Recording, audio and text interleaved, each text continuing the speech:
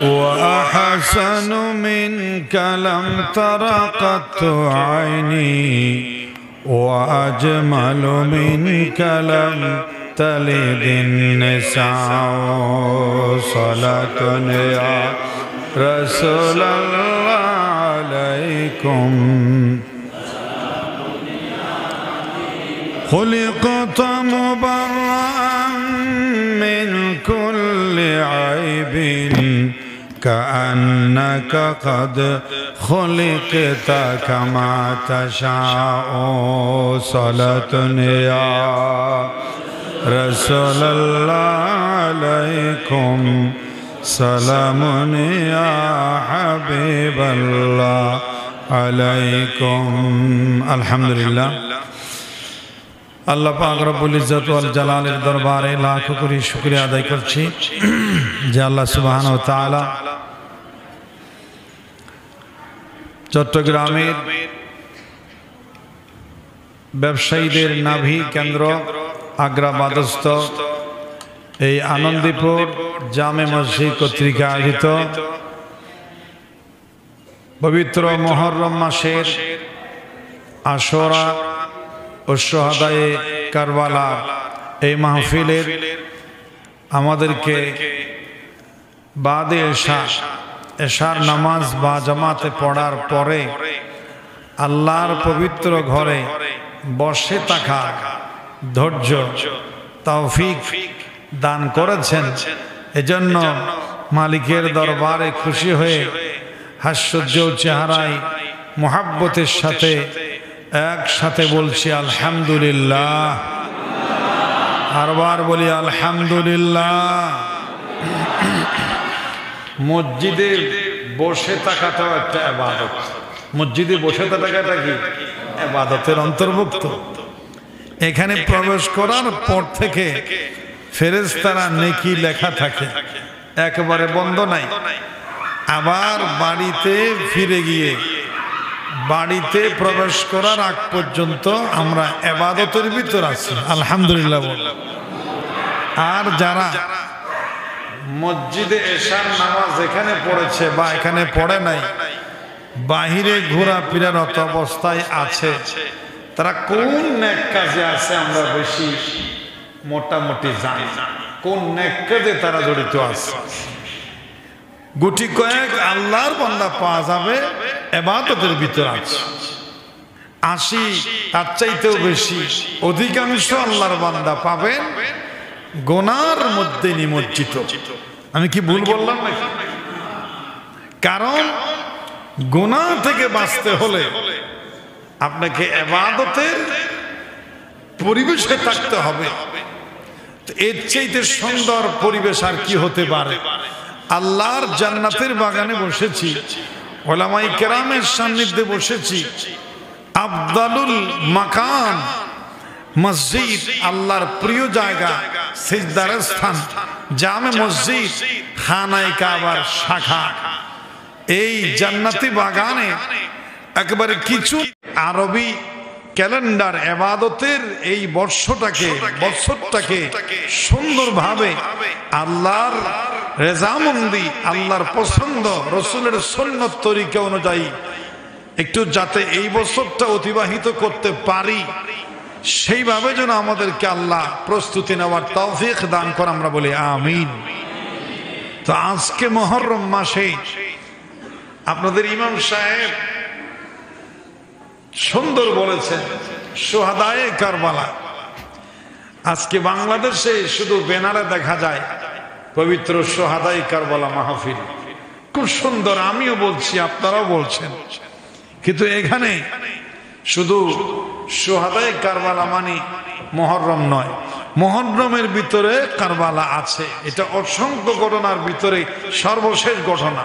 শুরুতেই বলি, শুধু কারবালার শহীদরা শহীদ, বাকি ইসলামের জন্য যারা শহীদ হয়েছে তারা কি শহীদ নয়? ইসলামের প্রথম যুদ্ধ বদরের প্রান্তরে মুসলমান থাকবে কি থাকবে না, ইসলাম পৃথিবীতে টিকে থাকবে নাকি থাকবে না, কোরআন পৃথিবীতে থাকবে নাকি বিলীন হয়ে যাবে, কঠিন প্রশ্নের সম্মুখীন হয়েছিল ইসলামের প্রথম যুদ্ধ নাম হচ্ছে বদরের যুদ্ধ। কি যুদ্ধ? বদরের যুদ্ধ।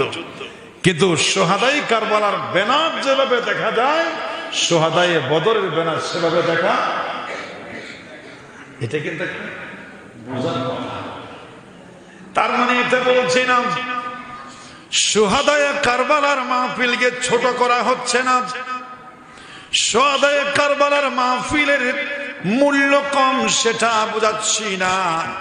সোহাদাই কারবালার যেমন শহীদের দাম, সোহাদায়ে বদর ওদের দামও বেশি, সোহাদায়ে উহুদ, সোহাদায়ে খান্দক, সোহাদায়ে হুনাইন, সোহাদায়ে খায়বার রাসূল সাল্লাল্লাহু আলাইহি সাল্লামের সঙ্গে সাহাবায়ে কেরাম সশরীরে নিজে রাসূল পর্যন্ত উহুদ যুদ্ধে শহীদ হয়েছেন। শাহাদাত বরং দমদম শহীদ হয়েছে, নিজে শরীক হয়েছেন, নিজে যুদ্ধে অংশগ্রহণ করেছেন স্বয়ং নবী করিম সাল্লাল্লাহু আলাইহি ওয়াসাল্লাম। কঠিন কঠিন যুদ্ধ। আজ আমরা সেভাবে এগুলাকে আমরা মাথার মধ্যে, এগুলো হিসেবের মধ্যে আমাদের থাকে না। এজন্য সোহাদায়ে কারবালার মাহফিলের শুরুতেই আমি ইসলামের জন্য যত যুদ্ধ হয়েছে, জিহাদ হয়েছে, সাহাবায়ে কেরাম জিহাদ করেছেন, যাদের উপর আল্লাহ খুশি হয়ে কই বলেছেন ইমালু মা শিতুম, হে বদরি সাহাবী, বদর যুদ্ধে অংশগ্রহণকারী সাহাবী, তোমাদের উপর আমি খুশি, তোমরা যা ইচ্ছা তা করতে পারো। সুবহানাল্লাহ, এমন ভাবে আল্লাহ খুশি হয়েছে। তো যাই হোক, মুহররম মাসে শত শত ঘটনা আল্লাহ পাক ঘটিয়েছেন, কিন্তু আজকে মুহররম মাসের আলোচনা অন্যান্য বিষয় হবে না। যেহেতু এই কথাটা সারা বাংলাদেশে, সারা পৃথিবীতে সোহাদায়ে কারবালার কথা সবসময় আসে, আজকে সেই বিষয়ে আলোচনা হবে। বাকি সব দিন তো সোহাদায়ে বদর, উহুদ, খন্দক, হুনাইন ইতিহাস বলার শোনার সময় আছে, আছে না নাই? এটা স্মরণ করেই দিলাম। তবে আজকে সোহাদায়ে কারবালা নিয়ে কথা হবে, যদি বলেন ইনশাআল্লাহ। নবী করিম সাল্লাল্লাহু আলাইহি ওয়াসাল্লামের নাতি হযরত ইমাম হুসাইন রাদিয়াল্লাহু তাআলা আনহু সোহাদায়ে কারবালা, আহলে বাইত কারবালার প্রান্তরে নির্মমভাবে শাহাদাত বরণ করেছেন, শহীদ হয়েছেন। আল্লাহর দরবারে শহীদের মর্যাদা বেশি না কম?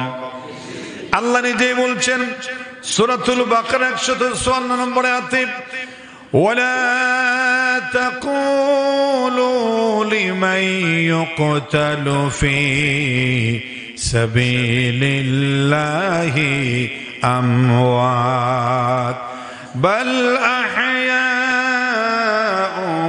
ওয়ালাকিন লা তাশউরুন। সুবহানাল্লাহ বলেন। আল্লাহ পাক বলছেন তোমরা বলবে না লিমান ইউকতালু ফি সাবিলিল্লাহি আমওয়াত, আল্লাহর রাস্তায়, আল্লাহর দ্বীন, আল্লাহর ইসলাম পৃথিবীতে প্রতিষ্ঠিত করার জন্য যারা বাতিলের সঙ্গে লড়াই করেছে, জিহাদ করেছেন, জিহাদ করতে গিয়ে নিহত হয়েছে, তোমরা তাদেরকে বলো না তারা মৃত। বলেন সুবহানাল্লাহ। তারা জীবিত। জীবিত অনেক প্রকার হয়। আল্লাহ পাক বলছেন বাল আহইয়া, বরং তারা জীবিত, ওয়ালাকিন লা তাশউরুন, তোমরা বুঝতে পারো না। আসলে আমরা বুঝতেও পারবো না, কারণ একটা মানুষ মারা যাওয়ার পরে কেমনে জীবিত থাকে ওটা আমাদের বোঝা আসে না। আমরা তো বুঝবো না, বুঝছি না, এটা তো আল্লাহ নিজেই বলছেন, এটা তোমরা বুঝতে পারো না, আমরা বুঝি না। ওয়ালাকিন লা তাশউরুন, তোমরা বুঝো না তারা কেমন ভাবে জীবিত। আল্লাহ রাব্বুল আলামিন কোরআনুল কারীমে এর পরবর্তী আল্লাহর একটা আয়াতের মধ্যে তার সুন্দর করে আরো বলেছেন, ওয়ালা তাহসাবান্নাল্লাযীনা কুতিলু ফি সাবিলিল্লাহি আমওয়াতান বাল আহইয়াউ ইনদা রাব্বিহিম ইউরযাকুন। সূরা আলে ইমরান আল্লাহ পাক বলেছেন, প্রথমে বলেছিল তোমরা বলবে না ওরা মৃত, আবার বলছেন শুধু বলবে না নয়, মনে কল্পনাও করবে না তারা মরে গেছে, এটা মনে দিলেও আনবে না, এটা মনেও করবে না তারা যে মৃত, তারা জীবিত। কেমন জীবিত? বল আহয়া, তারা জীবিত কেমন? ইনদা রাব্বিহিম ইউরযাকুন, তারা এমন জীবিত আল্লাহ রাব্বুল আলামিন তাদেরকে রিজিক সরবরাহ করতেছেন। সুবহানাল্লাহ। একটা মানুষ মারা গেলে খাবারের প্রয়োজন হয় না, যদি জীবিত থাকে খাবারের প্রয়োজন হয়।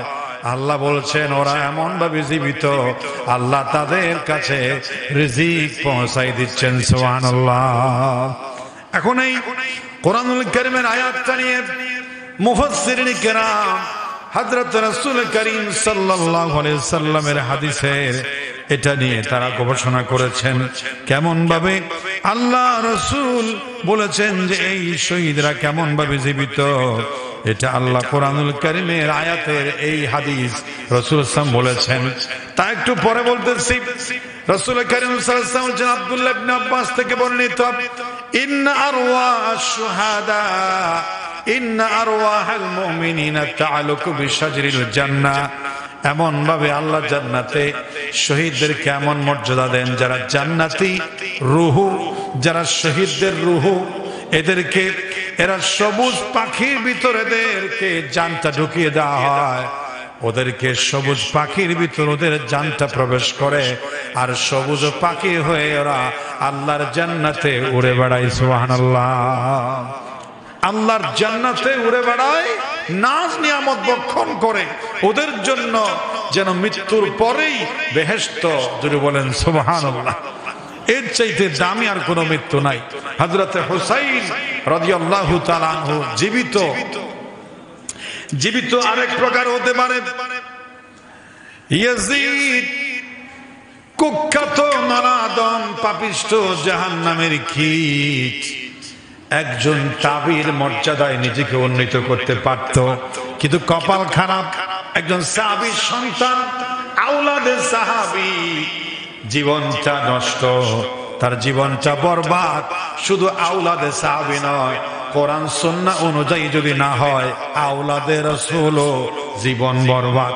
এখানে অনেকে মনে করে যে আওলাদে রাসূল এটা বড় ডিগ্রি। হ্যাঁ, আওলাদে রাসূল হলে বড় ডিগ্রি হয় না, সুন্নতের উপর ইসলামের উপর থাকলেই আওলাদে রাসূলের দাম হয়। মানে আওলাদে রাসূল জাহান্নামের লাকড়ি হতে হয়। যে এত বড় জঘন্য কথা, আওলাদে রাসূল জাহান্নামী হয়, আওলাদে রাসূল গুনাহগার পাপিষ্ঠ হয়, এত বড় কথা হুজুর আমাদের দিলে লাগে। হযরত নূহ আলাইহিস সালামের সন্তান একটা ছিল কানান, সে ছিল সাক্ষাৎ আওলাদে নবী। আওলাদে নবী, আওলাদে রাসূল। আওলাদ মানে কি? আওলাদ মানে কি? আওলাদে রাসূল, আওলাদে নবী। আওলাদে নবী ছিল সে, কিন্তু বাবা যে ইসলাম, আল্লাহর যে ওয়াহদানিয়ত, এটার উপর না থাকার কারণে সে কিন্তু জীবনটা বরবাদ, জাহান্নামী হয়ে গেছে।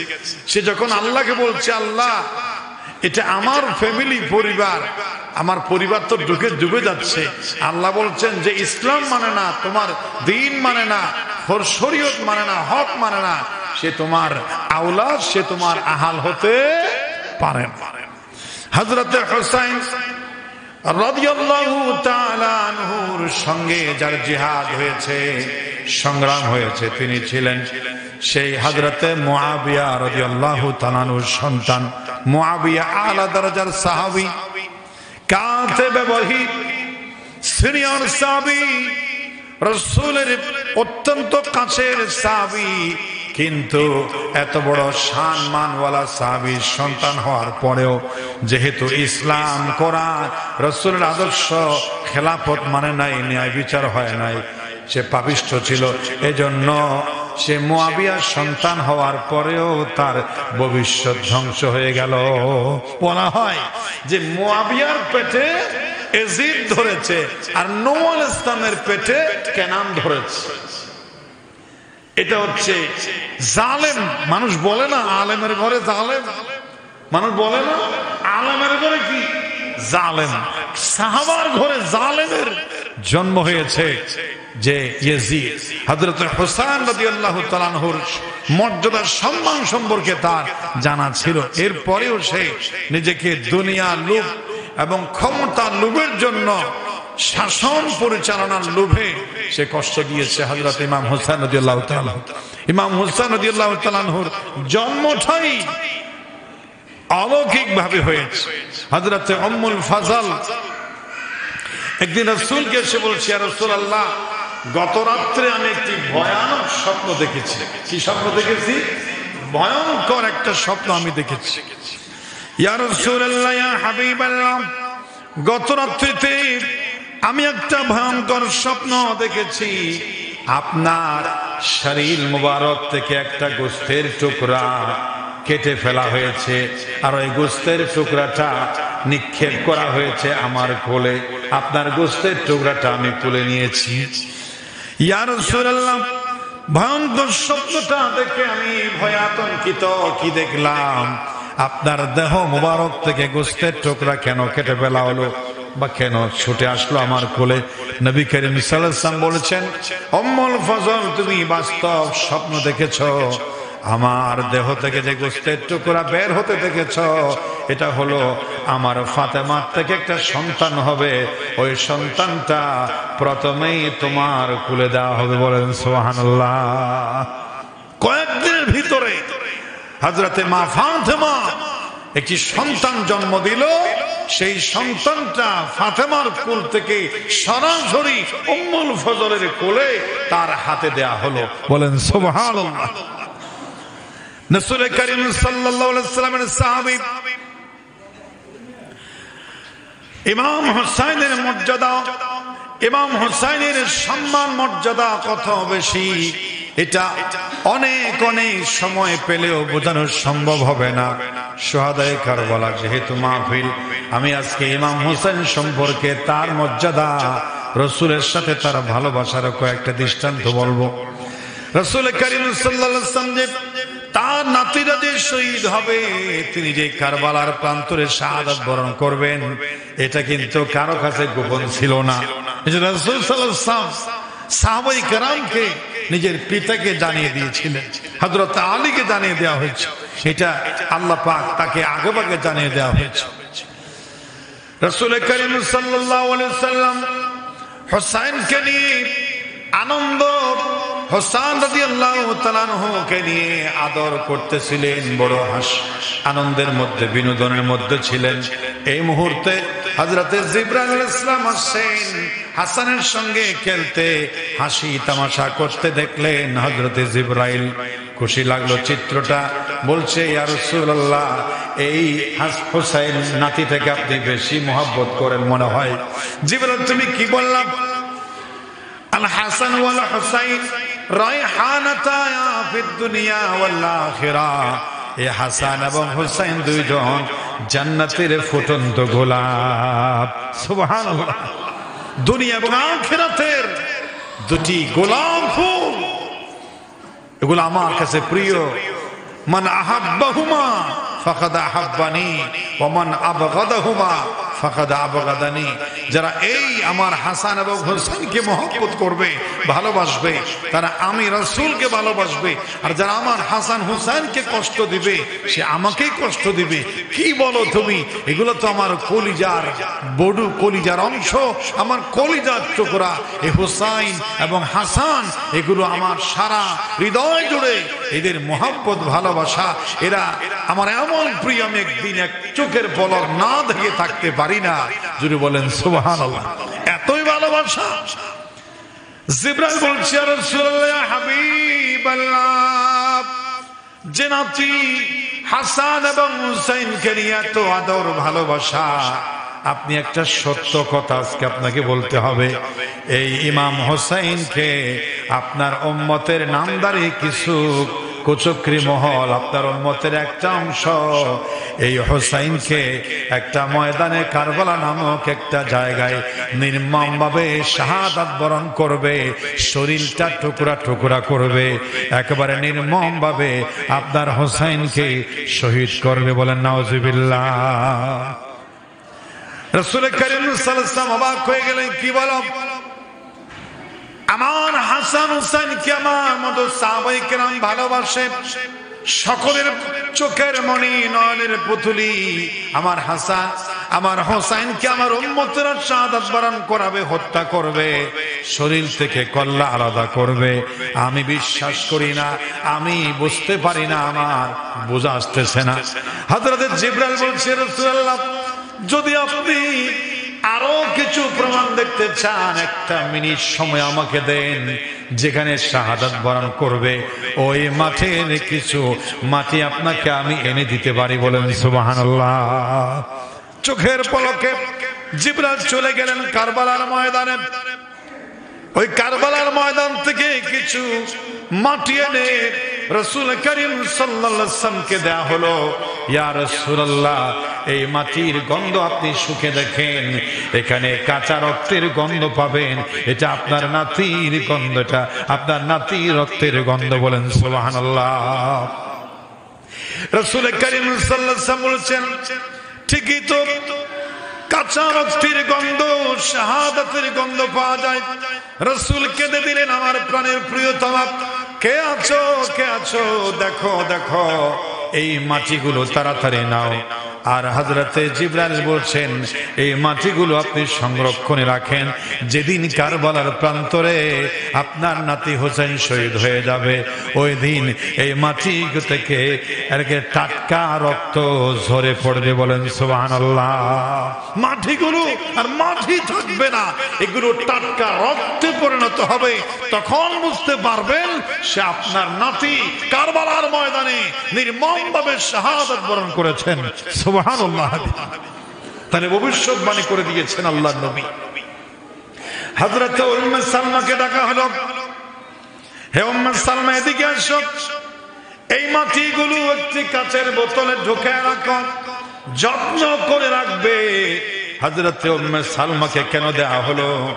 রাসূলকে আল্লাহ রাব্বুল আলামিন গোপনে ভাবে ইলহাম করে দিলেন, সব স্ত্রী মারা গেলেও উম্মে সালমা থাকবে, ওই বোতলটা উম্মে সালমাকে জমা দাও, উম্মে সালমার কাছে থাকবে, সে উম্মে সালমা নিজের চোখে দেখতে পাবে মাটিগুলো রক্তে পরিণত হয়ে গেছে।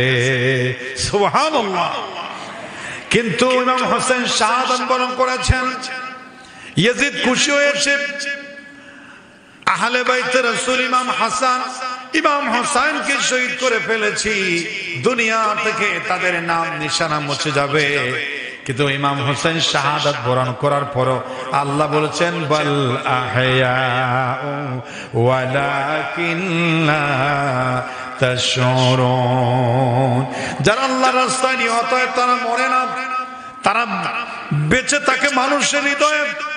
ওই যে ১৫০০ বছর আগে কারবালার প্রান্তরে শহীদ হয়েছেন ইমাম হুসাইন, ইমাম হুসাইন শহীদ হয়ে কিয়ামত পর্যন্ত জীবিত রয়ে গেলেন। আজকে এমন কোন গ্রাম নাই, এমন কোন শহর নাই, এমন কোন শহর নাই, দেশ নাই, রাষ্ট্র নাই, অঞ্চল নাই যেখানে হাসান অথবা হুসাইন মুহাব্বতের নাম নাই। বলেন সুবহানাল্লাহ।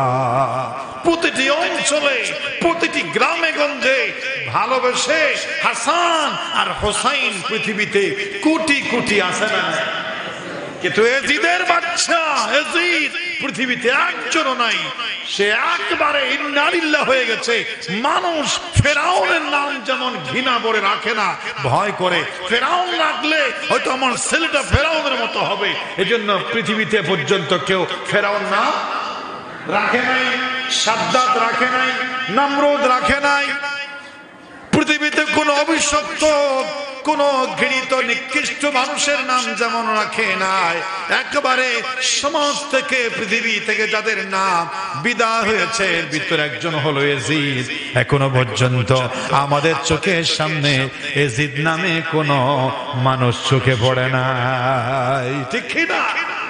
এজিদ নিন্দিত হয়েছে, দেশ থেকে পৃথিবী থেকে তার নাম বিদায় হয়েছে, একটা গালিতে পরিণত হয়েছে। কেউ যদি দোষ করে বলে তুই এজিদের বংশ, কিসের বংশ? এজিদের বংশ বেটা, তুই তোর ফরাম ধরো, তুই নিষ্ঠুর, তুই গাঁজা হস, তুই নেশা হস, তুই নবান্ন হরস, তোর মুসলাম্বা, তোর সোল্লাম্বা, তুই নামাজ কাদা করস, তোর তো মুনাফিকি আছে, তুই এজিদের বংশ। বেঞ্চে মনে করো দেখিস চার করে দেখিন এজিদ তো আসিল দি এত লাইন দেখিলে হবে তুই এজিদের বংশ। এজিদ একটা গালিতে পরিণত হয়েছে। যদি বলেন সুবহানাল্লাহ। এজিদ মানে গালি, এজিদ মানে কি? গালি, নিকৃষ্ট ঘৃণিত নাম হয়ে গেছে। আর ইমাম হোসেন এজন্য কবি সম্রাট চমৎকার করে বলেছেন, কাতলে হুসাইন আসল মে মরগে যীদ থা। হুসাইন নিহত হয় নাই, মরে নাই, বরং মরগে যীদ থা, যীদ মরে গেছে। ইমাম হুসাইনের শাহাদাতের মাধ্যমে এজিদের ইন্তেকাল হয়েছে, বরং ইসলাম জিন্দা হতা হয়। আর ইসলাম জিন্দা হয়েছে হর কারবালা কে বাদ। জমিন যখন শুকিয়ে কাঠ হয়ে যায়, মরুভূমি হয়ে যায়, জমিন আকাশের দিকে তাকিয়ে থাকে কখন বৃষ্টি হবে, আবার জমিন উর্বর হবে, আম তারপরে ফল ফলাদি ক্ষেত কামার, আবার বসন্তকাল ফিরে আসবে, পত্র পল্লবে ফল ফুলে ছড়িয়ে যাবে, খুশবুই ভূমও করবে। এই সবগুলোর জন্য বৃষ্টির প্রয়োজন। এজন্য শুকনা জমিনটাকে উর্বর করে পৃথিবীর মানুষকে সুন্দর ফল ফলাদি রিজিক দেওয়ার জন্য, বৃষ্টির জন্য হয়ে থাকে, জমিনটা উর্বর হওয়ার জন্য। এই মাঝখান দিয়ে রাসূল সাল্লাল্লাহু আলাইহি ওয়াসাল্লামের ওফাতের পরে 30 বছর আর খেলাফাতু আলা মিনহাজিন নবুওয়াতি 30 সানা সুম্মা ইউতিল্লাহু মান ইয়াশা। রাসূল বলেছেন আমার ওফাতের পরে 30 বছর খেলাফতের আরকান রোডে প্রশস্ত রাস্তায়, আমার দেখানো নবুয়তের রাস্তায়, প্রশস্ত রাস্তায় মিনহাজের নবুয়তের উপরে 30 বছর চলবে। এরপরে সুম্মা ইউতিল্লাহু মুলকাহু মান ইয়াশা, এরপরে আর খেলাফতের উপরে পৃথিবী থাকবে না, পৃথিবী রাজতন্ত্রে পরিণত হবে, মুলকিয়াতে পরিণত হবে, ক্ষমতার দিকে চলে যাবে, সুন্দরভাবে আর চলবে না। মাঝখান দিয়ে অনেক সমস্যা হয়েছে। রাসূলের ওফাতের পরে হযরত আবু বকরের জীবনে বড় বড় 3টি সমস্যার সম্মুখীন হয়েছেন। একজনে বলছেন আমি নবী হয়ে এসেছি, মুসাইলামাতুল কাজ্জাব, তার সঙ্গে হযরত আবু বকর জিহাদ করেছেন। আবার বলছে আমরা যাকাত দেব না, মানি না যাকাত, যাকাত প্রদান ও স্বীকৃতি জানালো, বড় একটা যুদ্ধ হলো তাদের সঙ্গে। আমার এক দল বলছে আমরা ইসলামে থাকবো না, কালিমা পড়েছি 2-4 দিন হয় নাই, তোমাদের রাসূল ওফাত বরণ করেছেন, কার জন্য থাকবো? ইসলামে দুর্বল যারা মুরতাদ হয়ে যাচ্ছে, কেউ যাকাত প্রদানে অস্বীকৃতি জানাচ্ছে, আর মুসাইলামাতুল কাজ্জাব ভণ্ড নবী দাবি করে সে কিছু দল পাঠায় নিয়েছে, ইসলামে বড় ধরনের একটা সমস্যার সম্মুখীন হয়েছে। তিনি মোকাবেলা করেছেন 2 বছর খেলাফতের আমলে। হযরত ওমর রাদিয়াল্লাহু তাআলা গোটা অর্ধ পৃথিবী রাজত্ব করলেন, খেলাফত প্রতিষ্ঠা করলেন, 10 বছর তিনি রাষ্ট্র চালালেন। হযরত ওসমান আসলেন, অনেক সমস্যা হয়ে গেল। হযরত ওসমান কোরআন তেলাওয়াত অবস্থায় শাহাদাত বরণ করলো, একেবারে কোরআন তেলাওয়াত অবস্থায়। এখনো মিশরের জাদুঘরে ওসমান রাদিয়াল্লাহু তাআলা রক্তমাখা কোরআন সংরক্ষিত আছে। নাউজুবিল্লাহ, এটা কলঙ্ক। এরপরে হযরত আলী রাদিয়াল্লাহু তাআলা আনহু শহীদ হলেন। একটু ইসলাম একটু ক্ষতবিক্ষত হলো, ইসলাম একটু শুকনা মাটিতে একটু কাঠ হয়ে উপক্রম হয়েছিল। এই মুহূর্তে প্রয়োজন ছিল ইসলামের জমিনে রক্ত ঢালার, ইসলামের জমিনে আল্লাহর রাসূলের আওলাদের রক্ত প্রয়োজন ছিল। ওই যে বলা হয় যে জমিন উর্বর হলে একটু বৃষ্টির প্রয়োজন, ইসলামের জমিন যখন উর্বর হয়ে যায় ওখানে সচ্চা মুমিনের রক্তের প্রয়োজন হয়। ইসলাম জিন্দা হতা হয়, ইসলাম আবার জীবন লাভ করেছে। কারবালা কি বাত, ইমাম হুসাইন হাসান শাহাদাতে এবং আহলে বাইতের এই কারবালার শাহাদাতের বিনিময়ে ইসলাম আবার জীবন্ত হয়েছে, বরং এজিদের মরণ হয়েছে। এবং 50 বছরের ভিতরে মারওয়ান নামে এক বাহাদুর এক বীর খুঁজে খুঁজে তালাশ করে করে যারা ইমাম হোসেনকে আহলে বাইতকে শহীদ করেছিল, পানি বন্ধ করেছিল, গলার মধ্যে গোথা দিয়েছিল, তার শরীর ছিন্ন বিচ্ছিন্ন করেছিল, সবগুলো এজিদের দোসর বাহিনীকে খুঁজে খুঁজে বের করে নির্মমভাবে কাউকে পুড়িয়ে, কাউকে শিরচ্ছেদ করে, কাউকে ছুরিতে চড়িয়ে, কাউকে আগুনে পুড়িয়ে, কাউকে পানিতে ডুবিয়ে নির্মমভাবে শাহাদাত বরণ যারা করিয়েছিল, যারা নিহত করেছিল আহলে বাইতদেরকে, তাদেরকে একেবারে কুকুরের মতো, হায়নার মতো হত্যা করে অল্প সময়ের ভিতরে এজিদের বাহিনী থেকে গোটা জমিনকে পাক করেছে। বলেন সুবহানাল্লাহ। কেউ ছাড়া পায় নাই, কেউ ছাড়া পায় না। কেমন বেয়াদবি এটা বলার বাহিরে। হযরত ইমাম হুসাইন রাদিয়াল্লাহু তাআলা আনহু শহীদ হয়ে যাওয়ার পরে আমি পরে বলবো, ইমাম হুসাইন রাদিয়াল্লাহু তাআলা আনহু কারবালার প্রান্তরে কিভাবে শহীদ হয়েছেন, কিভাবে যুদ্ধ করেছেন, মাথায় কি পড়েছেন, শরীরে কি পড়েছেন, হাতে কোন তরবারি নিয়েছেন, বর্মকাঠটা পড়েছেন, যুদ্ধটা কিভাবে করেছেন, শরীরের ভিতরে কয়টা আঘাত লেগেছে, কয়টা তীরের আঘাত, কয়টা তরবারির আঘাত লেগেছে, কয়টা টুকরা তারে করা হয়েছে, বিস্তারিত বিবরণ আজকে আমার বলার সময় হবে না। তবে শেষে বলছি, হযরত ইমাম হুসাইনের কল্লাটা শরীর থেকে আলাদা করে সরাসরি উবাইদুল্লাহ ইবনে জিয়াদের কাছে নেওয়া হলো। সেখান থেকে দামেস্কে জিদের কাছে নেওয়া হলো। রাজ দরবারে ঠাস করে ইমাম হুসাইন আওলাদ রাসূলের কল্লাটা ফেলা হলো, শিরচ্ছেদ করে তার মস্তক মুবারকটা ফেলা হলো। আর সেখানে জিদ বা তার ভাড়াটিয়া মানুষ সেই ইমাম হুসাইনের কল্লা দিয়া, লাঠি দিয়া গুতা মারতেছিল আর বলতেছিল, এটাই নিয়ে ইমাম হুসাইন বড় সুন্দর বলে, দেখো ইমাম হুসাইনের কল্লা তুচ্ছ তাচ্ছিল্য করতেছে। সেই মজলিসের মধ্যে সবাই মাথা নিচু করে বসে আছে, প্রতিবাদ করার সাহস কারো হচ্ছে না, কারণ আওয়াজ করলে তার শিরচ্ছেদ করা হতে পারে। আজ ইমাম হুসাইনের পক্ষে কেউ নাই, তবে একজন প্রবীণ সাহাবী, একজন বয়স্ক সাহাবী ইমাম হুসাইনের কল্লা মুবারকের সঙ্গে, মস্তক মুবারকের সঙ্গে এই বেয়াদবি তার বরদাস্ত হচ্ছে না। তিনি বলছেন, জীবন থাকার যাক, আমি আওয়াজ করব। আনাস ইবনে মালিক, তার বয়স 100 বছর পার হয়েছে, তিনি রাসূলের সাথে ছিলেন। হযরত হুসাইনকে রাসূল যে আদর করেছেন সব দেখেছেন। তিনি বলছেন, ইয়াজিদ সাবধান, সতর্ক হও, আল্লাহর গজব নেমে আসবে। কোন মস্তক মোবারকে তুমি লাঠি দিয়া গোথাও, সতর্ক হও। তুমি জানো সেই কল্লা মস্তক মোবারক কার মস্তক, তুমি কি জানো? আমি তোমাকে একটা কথা বলছি, শোনো। আমি সেই ইমাম হোসেনকে ছোট্টবেলা থেকে দেখেছি। রাসূল করিম সাল্লাল্লাহু আলাইহি ওয়াসাল্লাম সাহাবায়ে কেরামকে নিয়ে ওয়াজ করতেছিলেন, আলোচনা করতেছিলেন, গুরুত্বপূর্ণ বয়ান। সবাই চাতক পাখির মতো চেয়ে আছে। সমস্ত সাহাবী এক পলক এক নয়নে রাসূলের দিকে চেয়ে আছে। কারো চেহারা, কারো দৃষ্টির কোনো উল্টা পাল্টা নাই। রাসূল গুরুত্বপূর্ণ বয়ানের গভীরতায় চলে গেছেন। সাহাবায়ে কেরামের কোনো নড়াচড়া নাই, ঘন্টার পর ঘন্টা চলে যায়। খুব ইম্পর্টেন্ট বয়ান রাসূল করিম সাল্লাল্লাহু আলাইহি ওয়াসাল্লাম দিচ্ছেন। সাহাবায়ে কেরাম মনে করছেন যে বয়ান যদি আরো লম্বা হয়, আরো লম্বা হয়, হোক না। রাসূলের বয়ান যেন মণিমুক্তা ডায়মন্ড, আমাদের কলিজা ভিজে যাচ্ছে। বলেন সুবহানাল্লাহ। সমস্ত সাহাবায়ে কেরাম,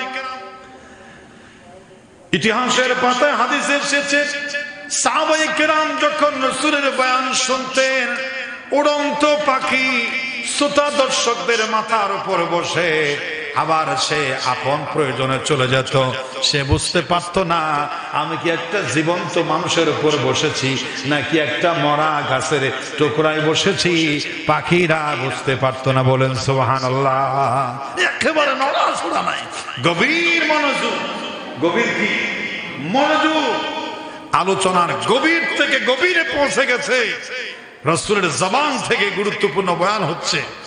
এই সময় হঠাৎ করে ছোট্ট একটি বাচ্চা বালক ফাতেমার ঘর থেকে দৌড়ে এসে মজলিসের মাঝখান দিয়ে দৌড়ে মানুষ পার করে রাসূলের কাছে যেতে চাচ্ছে, বয়ানে ডিস্টার্ব হবে। জোরে বলেন সুবহানাল্লাহ। এই বালকটাকে বাধা দিল হযরত হুযায়ফা। হযরত হুযায়ফা সেই বালকটাকে কবজ করে ধরে ফেলল আর বলছে, এই বালক তুমি রাসূলের কাছে যেও না, গুরুত্বপূর্ণ বয়ান হচ্ছে, খুবই দামি দামি কথাগুলো বলা হচ্ছে, খবরদার তুমি সামনে যেও না, পিছনে চলে যাও। ওই বালকটা বলছে, ছেড়ে দাও, ওয়াজ দামি, যে ওয়াজ করতেছে সেও তিনিও দামি, যে রাসূলের কাছে যাচ্ছে তার দাম কম নাকি? সুবহানাল্লাহ। কি মনে করো তুমি হুযায়ফা? ছেড়ে দাও, যে যাচ্ছে রাসূলের কাছে, আমাকে চেনো, আমার দাম কি কম নাকি? আমার দাম রাসূলের চাইতে কোন অংশে কম নয়। জোরে বলেন সুবহানাল্লাহ। দাম কি আমার কম নাকি? রাসূলের কথা দামি, রাসূল দামি, তা আমার দামি কম নাকি? ছেড়ে দাও আমাকে।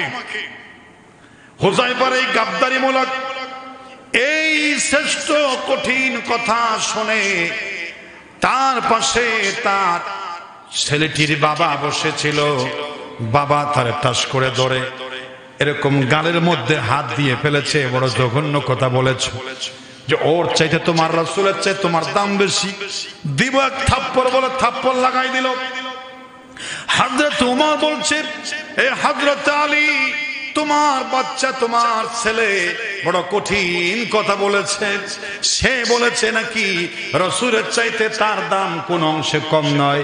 এই কথা যদি অন্য কোনো বালক বলতো তাহলে আমার থেকে রক্ষা পেত না, এক আষাঢ়ে আমি তার মেরে ফেলতাম।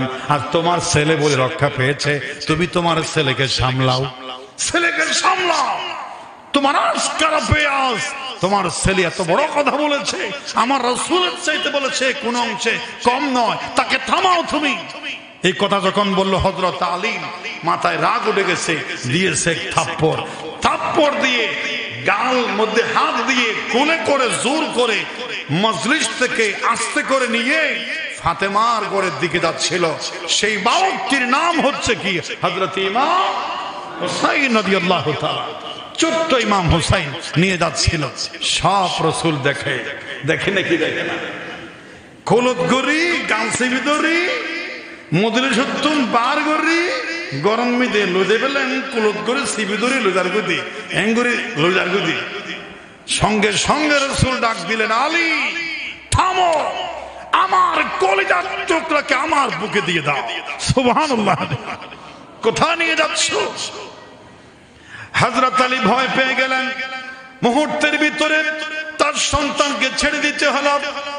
এক দৌড়ে হোসেন চলে আসলেন রাসূলের কোলে।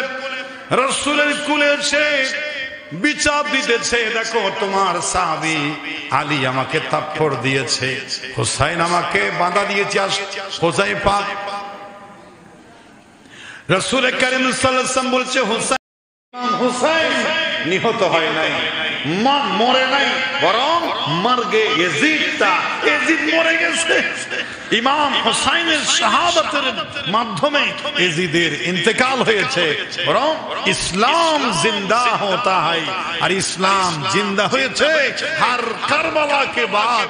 জমিন যখন শুকিয়ে কাঠ হয়ে যায়, মরুভূমি হয়ে যায়, জমিন আকাশের দিকে তাকিয়ে থাকে কখন বৃষ্টি হবে, আবার জমিন উর্বর হবে, আম তারপরে ফল ফলাদি ক্ষেত কামার, আবার বসন্তকাল ফিরে আসবে, পত্র পল্লবে ফল ফুলে ছড়িয়ে যাবে, খুশবুই বুমও করবে।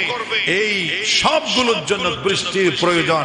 এজন্য শুকনা জমিন, জমিনটাকে উর্বর করে পৃথিবীর মানুষকে সুন্দর ফল ফলাদি রিজিক দেওয়ার জন্য, বৃষ্টির জন্য হয়ে থাকে, জমিনটা উর্বর হওয়ার জন্য। এই মাসকান দিয়ে রাসূল সাল্লাল্লাহু আলাইহি ওয়াসাল্লামের ওফাতের পরে 30 বছর আর খেলাফাতু আলা মিনহাজিন নবুওয়াতি 30 সানা সুম্মা ইউতিল্লাহু মান ইয়াশা। রাসূল বলেছেন, আমার ওফাতের পরে 30 বছর খেলাফতের আরকান রোডে প্রশস্ত রাস্তায়, আমার দেখানো নবুয়তের রাস্তায়, প্রশস্ত রাস্তায় মিনহাজের নবুয়তের উপরে 30 বছর চলবে। এরপরে সুম্মা ইউতিল্লাহু মুলকাহু মাইয়াশা, এরপরে আর খেলাফতের উপরে পৃথিবী থাকবে না, পৃথিবী রাজতন্ত্রে পরিণত হবে, মুলকিয়াতে পরিণত হবে, ক্ষমতার দিকে চলে যাবে, সুন্দরভাবে আর চলবে না। মাঝখান দিয়ে অনেক সমস্যা হয়েছে। রাসূলের ওফাতের পরে হযরত আবু বকরের জীবনে বড় বড় তিনটি সমস্যার সম্মুখীন হয়েছেন। একজনে বলছেন আমি নবী হয়ে এসেছি, মুসাইলামাতুল কাজ্জাব, তার সঙ্গে হযরত আবু বকর জিহাদ করেছেন। আবার বলছে আমরা যাকাত দেব না, মানি না যাকাত, যাকাত প্রদান অস্বীকৃতি জানালো, বড় একটা যুদ্ধ হলো তাদের সঙ্গে। আবার একদল বলছে আমরা ইসলামে থাকবো না, কালিমা পড়েছি 2-4 দিন হয় নাই, তোমাদের রাসূল ওফাত বরণ করেছেন, কার জন্য থাকবো? ইসলামে দুর্বল যারা মুরতাদ হয়ে যাচ্ছে, কেউ যাকাত প্রদানে অস্বীকৃতি জানাচ্ছে, আর মুসাইলামাতুল কাজ্জাব ভণ্ড নবী দাবি করে সে কিছু দল পাঠায় নিয়েছে, ইসলামে বড় ধরনের একটা সমস্যার সম্মুখীন হয়েছে। তিনি মোকাবেলা করেছেন 2 বছর খেলাফতের আমলে। হযরত ওমর রাদিয়াল্লাহু তাআলা গোটা অর্ধ পৃথিবী রাজত্ব করলেন, খেলাফত প্রতিষ্ঠা করলেন, 10 বছর তিনি রাষ্ট্র চালালেন। হযরত ওসমান আসলেন, অনেক সমস্যা হয়ে গেল। হযরত ওসমান কোরআন তেলাওয়াত অবস্থায় শাহাদাত বরণ করলো, একেবারে কোরআন তেলাওয়াত অবস্থায়। এখনো মিশরের জাদুঘরে ওসমান রাদিয়াল্লাহু তাআলা রক্তমাখা কোরআন সংরক্ষিত আছে। নাউজুবিল্লাহ, এটা কলঙ্ক। এরপরে হযরত আলী রাদিয়াল্লাহু তাআলা আনহু শহীদ হলেন। একটু ইসলাম একটু ক্ষতবিক্ষত হলো, ইসলাম একটু শুকনা মাটিতে একটু কাঠ হয়ে উপক্রম হয়েছিল। এই মুহূর্তে প্রয়োজন ছিল ইসলামের জমিনে রক্ত ঢালা, ইসলামের জমিনে আল্লাহর রাসূলের আওলাদের রক্ত প্রয়োজন ছিল। ওই যে বলা হয় যে জমির উর্বর হলে একটু বৃষ্টির প্রয়োজন, ইসলামের জমিন যখন উর্বর হয়ে যায় ওখানে সচ্চা মুমিনের রক্তের প্রয়োজন হয়। ইসলাম জিন্দা হতা হয়, ইসলাম আবার জীবন লাভ করেছে। কারবালা কি বাত, ইমাম হোসেন হাসান শাহাদাতে এবং আহলে বাইতের এই কারবালার শাহাদাতের বিনিময়ে ইসলাম আবার জীবন্ত হয়েছে, বরং এজিদের মরণ হয়েছে। এবং 50 বছরের ভিতরে মারওয়ান নামে এক বাহাদুর এক বীর খুঁজে খুঁজে তালাশ করে করে যারা ইমাম হোসেনকে আহলে বাইতকে শহীদ করেছিল, পানি বন্ধ করেছিল, গলার মধ্যে গোথা দিয়েছিল, তার শরীর ছিন্ন বিচ্ছিন্ন করেছিল, সবগুলো এজিদের দোসর বাহিনীকে খুঁজে খুঁজে বের করে নির্মমভাবে কাউকে পুড়িয়ে, কাউকে শিরচ্ছেদ করে, কাউকে ছুরিতে চড়িয়ে, কাউকে আগুনে পুড়িয়ে, কাউকে পানিতে ডুবিয়ে নির্মমভাবে শাহাদাত বরণ যারা করিয়েছিল, যারা নিহত করেছিল আহলে বাইতদেরকে, তাদেরকে একেবারে কুকুরের মতো, হায়নার মতো হত্যা করে অল্প সময়ের ভিতরে এজিদের বাহিনী থেকে গোটা জমিনকে পাক করেছে। বলেন সুবহানাল্লাহ। কেউ ছাড়া পায় নাই, কেউ ছাড়া পায় না। কেমন বেয়াদবি এটা বলার বাহিনী। হযরত ইমাম হুসাইন রাদিয়াল্লাহু তাআলা আনহু শহীদ হয়ে যাওয়ার পরে আমি পরে বলবো ইমাম হুসাইন রাদিয়াল্লাহু তাআলা আনহু কারবালার প্রান্তরে কিভাবে শহীদ হয়েছেন, কিভাবে যুদ্ধ করেছেন, মাথায় কি পড়েছেন, শরীরে কি পড়েছেন, হাতে কোন তরবারি নিয়েছেন, বর্মকাঠটা পড়েছেন, যুদ্ধটা কিভাবে করেছেন, শরীরের ভিতরে কয়টা আঘাত লেগেছে, কয়টা তীরের আঘাত, কয়টা তরবারির আঘাত লেগেছে, কয়টা টুকরা তারে করা হয়েছে, বিস্তারিত বিবরণ আজকে আমার বলার সময় হবে না। তবে শেষে বলছি, হযরত ইমাম হুসাইনের কল্লাটা শরীর থেকে আলাদা করে সরাসরি উবাইদুল্লাহ ইবনে জিয়াদের কাছে নেওয়া হলো, সেখান থেকে দামেস্কে ইয়াজিদের কাছে নেওয়া হলো। রাজ দরবারে ঠাস করে ইমাম হুসাইন আওলাদ রাসূলের কল্লাটা ফেলা হলো, শিরচ্ছেদ করে তার মস্তক মুবারকটা ফেলা হলো। আর সেখানে ইয়াজিদ বা তার ভাড়াটিয়া মানুষ সেই ইমাম হুসাইনের কল্লা দিয়া লাঠি দিয়ে গুতা মারতেছিল আর বলতেছিল এটাই নি ইমাম হুসাইন। বড় সুন্দর বলে, দেখো ইমাম হুসাইনের কল্লা তুচ্ছ তাচ্ছিল্য করতেছে। সেই মজলিসের মধ্যে সবাই মাথা নিচু করে বসে আছে, প্রতিবাদ করার সাহস কারো হচ্ছে না, কারণ আওয়াজ করলে তার শিরচ্ছেদ করা হতে পারে। আজ ইমাম হুসাইনের পক্ষে কেউ নাই, তবে একজন প্রবীণ সাহাবী, একজন বয়স বয়স্ক সাহাবী ইমাম হুসাইনের কল্লা মুবারকের সঙ্গে মস্তক মুবারকের সঙ্গে এই বেয়াদবি তার বরদাস্ত হচ্ছে না।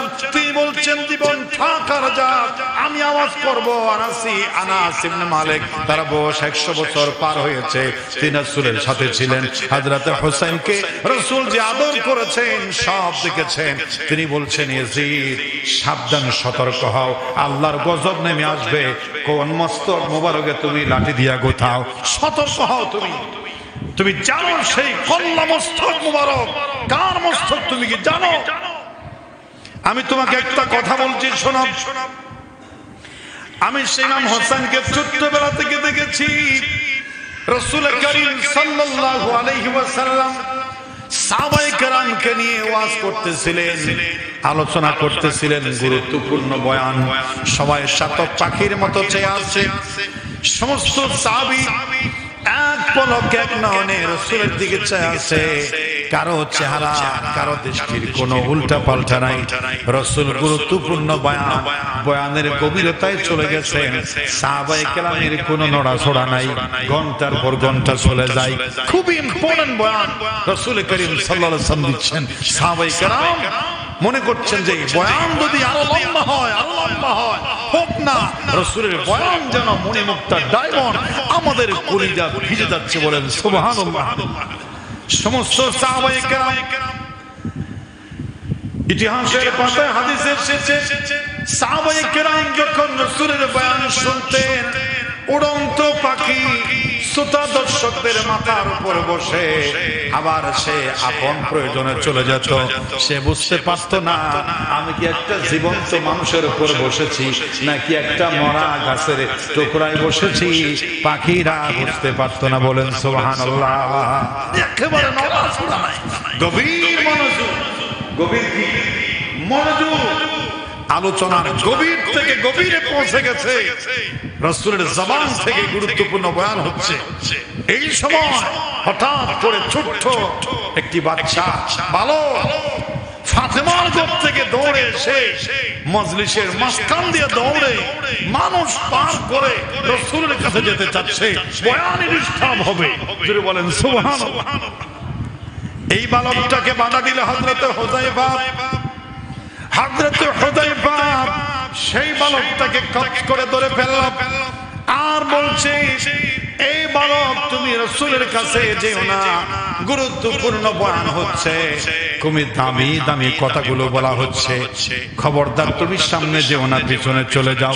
ওই বালকটা বলছে ছেড়ে দাও, ওয়াজ দামি, যে ওয়াজ করতেছে সেও তিনিও দামি, যে রাসূলের কাছে যাচ্ছে তার দাম কম নাকি? সুবহানাল্লাহ। কি মনে করো তুমি হুযায়ফা? ছেড়ে দাও, যে যাচ্ছে রাসূলের কাছে। আমাকে চেনো, আমার দাম কি কম নাকি? আমার দাম রাসূলের চাইতে কোন অংশে কম নয়। জোরে বলেন সুবহানাল্লাহ। দাম কি আমার কম নাকি? রাসূলের কথা দামি, রাসূল দামি, তা আমার দাম কম নাকি? ছেড়ে দাও আমাকে। হুযায়ফার এই গাদ্দারিমূলক এই শ্রেষ্ঠ কঠিন কথা শুনে তার পাশে তার ছেলেটির বাবা বসেছিল। বাবা তার টাস করে ধরে এরকম গালের মধ্যে হাত দিয়ে ফেলেছে। বড় জঘন্য কথা বলেছে যে ওর চাইতে তোমার রাসূলের চাইতে তোমার দাম বেশি। দিব এক থাপ্পড়, বলে থাপ্পড় লাগাই দিল। হযরত ওমর বলছে, এ হযরত আলী, তোমার বাচ্চা, তোমার ছেলে বড় কঠিন কথা বলেছে। সে বলেছে নাকি রাসূলের চাইতে তার দাম কোন অংশে কম নয়। এই কথা যদি অন্য কোন বালক বলতো তাহলে আমার থেকে রক্ষা পেত না, এক আষাঢ়ে আমি তার মেরে ফেলতাম। আর তোমার ছেলে বলে রক্ষা পেয়েছে, তুমি তোমার ছেলেকে সামলাও, ছেলেকে সামলাও। তোমার তোমার ছেলে এত বড় কথা বলেছে, আমার রাসূলের চাইতে বলেছে কোন অংশে কম নয়, তাকে থামাও তুমি। এই কথা যখন বলল হযরত আলী মাথায় রাগ উঠে গেছে, দিয়েছে থাপ্পড়। থাপ্পড় দিয়ে গাল মধ্যে হাত দিয়ে কোলে করে জোর করে মজলিস থেকে আস্তে করে নিয়ে ফাতেমার ঘরের দিকে যাচ্ছিল।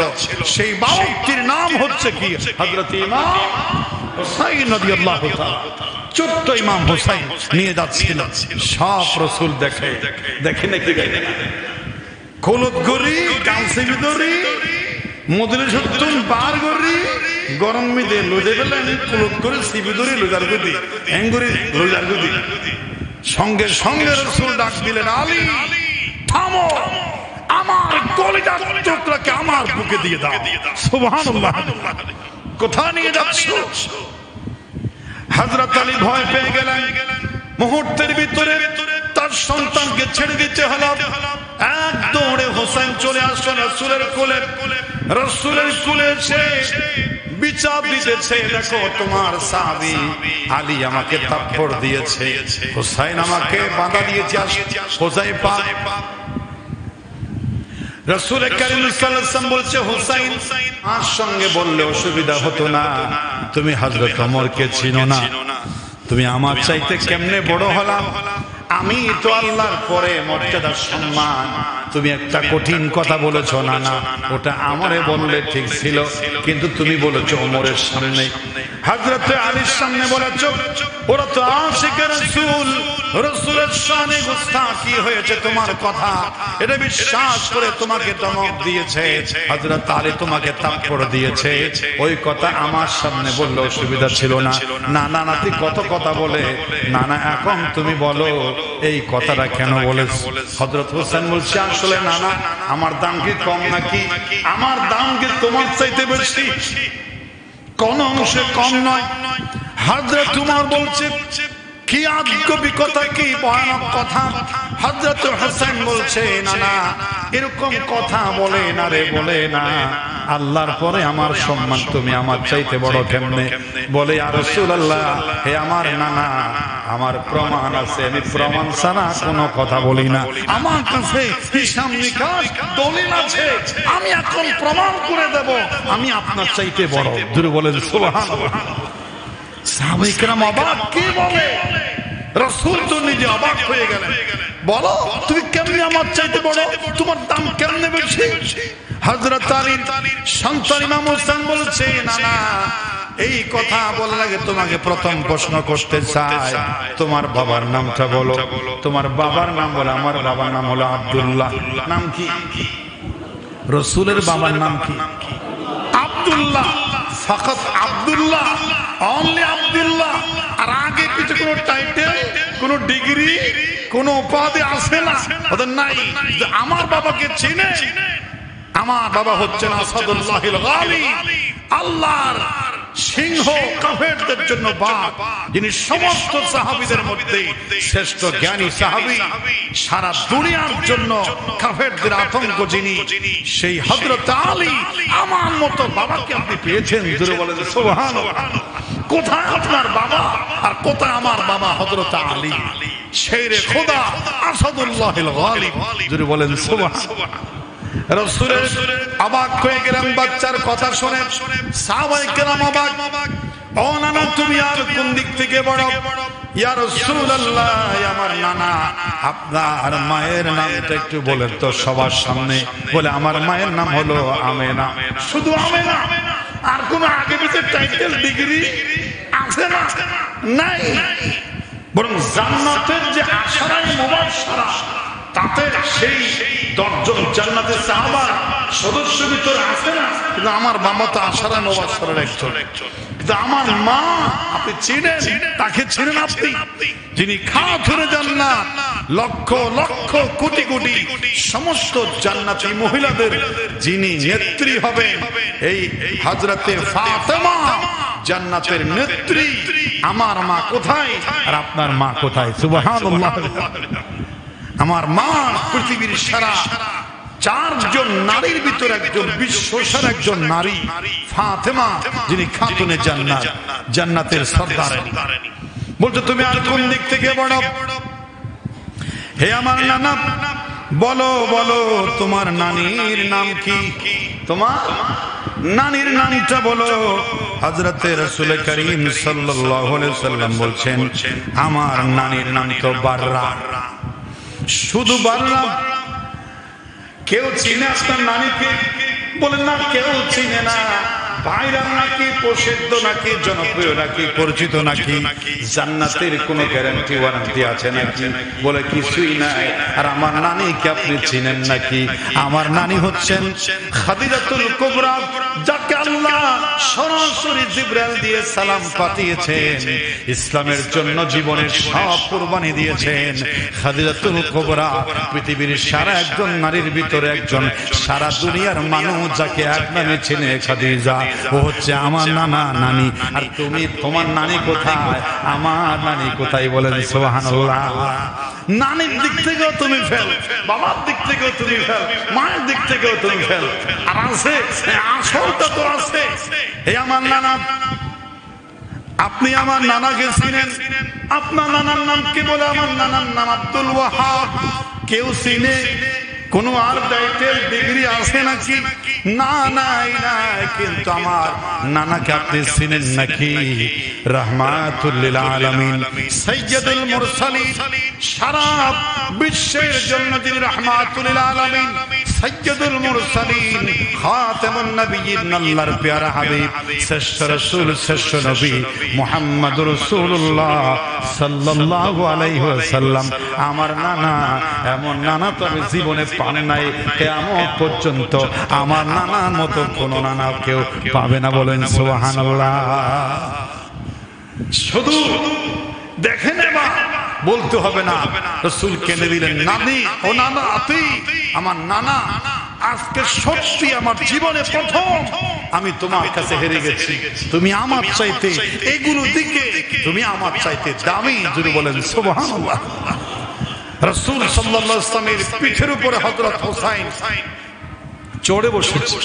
হযরত ওমর রাদিয়াল্লাহু তাআলা মুস্কি হেসে বলছে, এই বাচ্চা, তুমি বড় দামি বাহন পেয়েছো। রাসূল সঙ্গে সঙ্গে বলেন, হযরত ওমর, শুধু বাহনটাই দামি, বাহন হচ্ছে মুহাম্মদ রাসূলুল্লাহ। ঘোড়া বানিয়ে পিঠের উপরে সত্যছেন হাসান হুসাইন। এই হযরত ওমর, শুধু ঘোড়াটাই দামি, ঘোড়ার উপর যারা বসেছে তারাও দামি। জোরে বলেন সুবহানাল্লাহ। ইসলাম জিন্দা होता है हर কারবালা কি বাত, যাদের রক্তের সিঁড়ি বেয়ে ইসলাম জিন্দা হবে, সেই হযরতে হাসান এবং হুসাইন, এগুলো হচ্ছে যুবকদের, জান্নাতের যুবকদের সরদার ইমাম হাসান এবং হুসাইন। যদি বলেন সুবহানাল্লাহ। হযরত ইমাম হুসাইন রাদিয়াল্লাহু তাআলা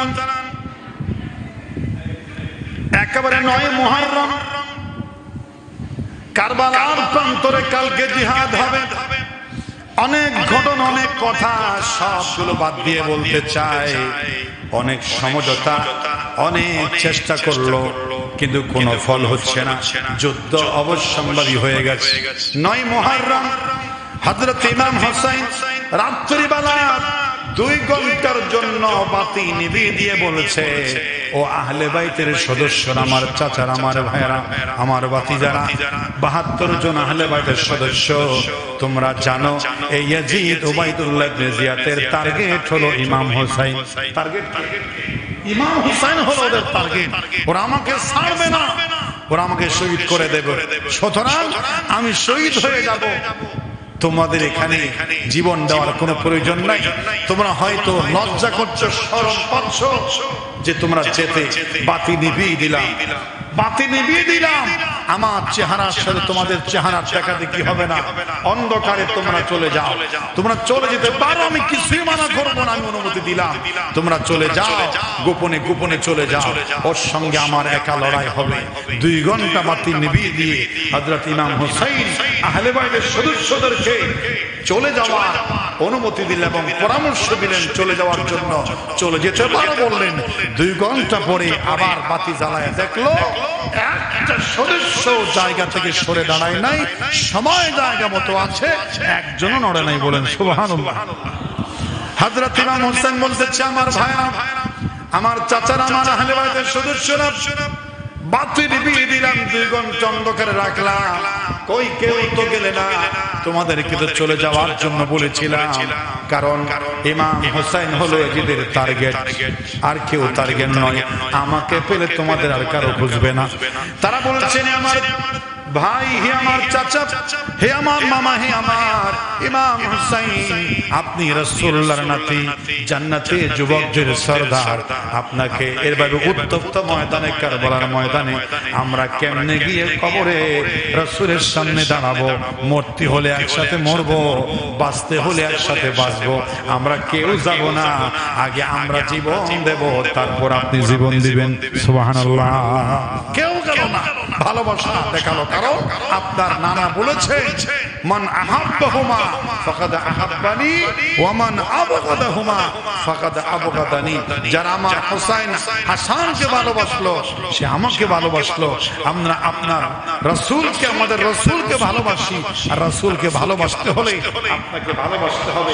আপনাকে একা ফেলে চলে গেলে আমাদের দুনিয়া আখিরাত সব হয়ে যাবে, বরবাদ হয়ে যাবে।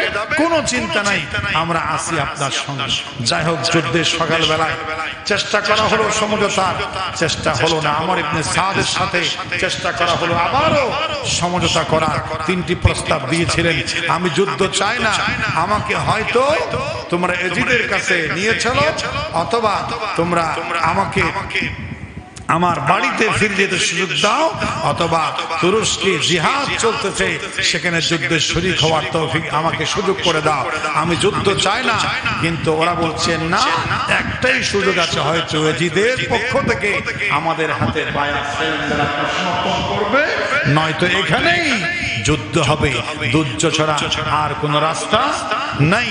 সুতরাং ইমাম হোসেন রাদিয়াল্লাহু তাআলা আনহু, যুদ্ধ শুরু হয়ে গেছে। প্রথমে যুদ্ধের দিন সকালবেলায় এক একজন করে গিয়ে ইমাম হোসেন সর্বশেষে গিয়ে শহীদ হয়ে গেলেন। এর বিস্তারিত ঘটনা আছে, আজকে আমরা লম্বা সেই ঘটনার দিকে যাব না। আমরা কিছুক্ষণের ভিতরে মোনাজাত দেব, তার আগে একটু জিকির করেন, লা ইলাহা ইল্লাল্লাহ।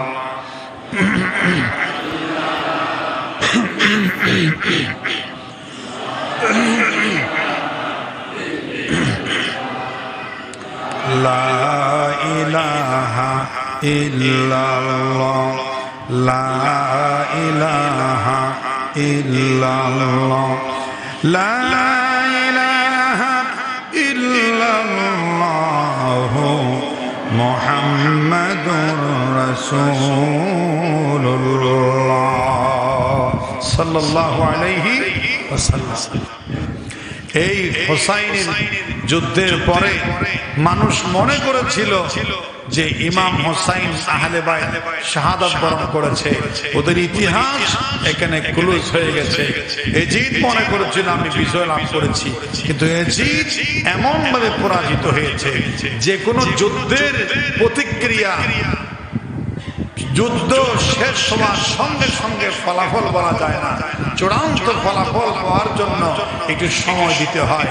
সময় নিল, সেই ইমাম হোসাইনের এমন ভাবে বিজয় হলো।